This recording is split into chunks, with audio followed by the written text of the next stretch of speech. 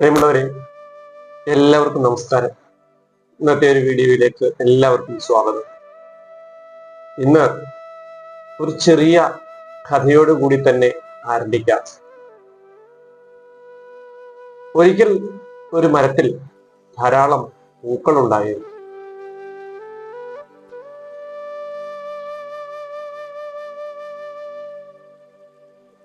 മഞ്ഞുകാലം വന്നു, പൂക്കളെല്ലാം കൊഴിഞ്ഞു തുടങ്ങി. തന്റെ പൂക്കളെല്ലാം കൊഴിഞ്ഞു പോകുന്നത് കണ്ട് മരം വളരെ സങ്കടപ്പെട്ടു. എങ്ങു നിന്നോ ഒരു കിളി പറന്നു വന്ന് ആ മരത്തിന്റെ കുണ്ടിലിരുന്നു.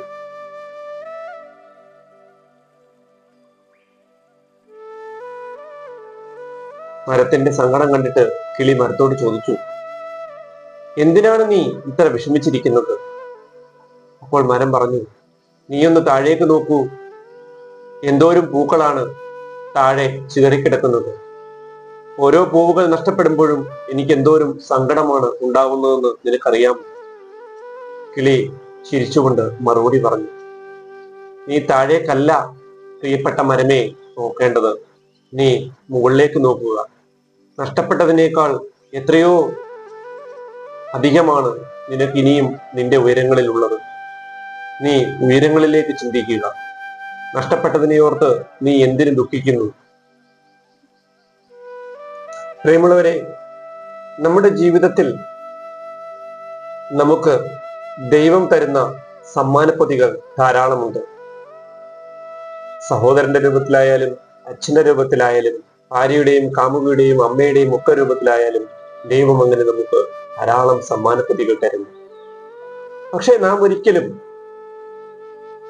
ആ സമ്മാനപ്പൊതിയുടെ റിബൺ ഒന്ന് അഴിച്ചു നോക്കാൻ പോലും മെനക്കെടാറില്ല എന്നതാണ് വാസ്തവം. നമുക്ക് അവരുടെ ഒന്നും വില അറിയില്ല, അവരുടെ ഒന്നും മൂല്യങ്ങളും അറിയില്ല.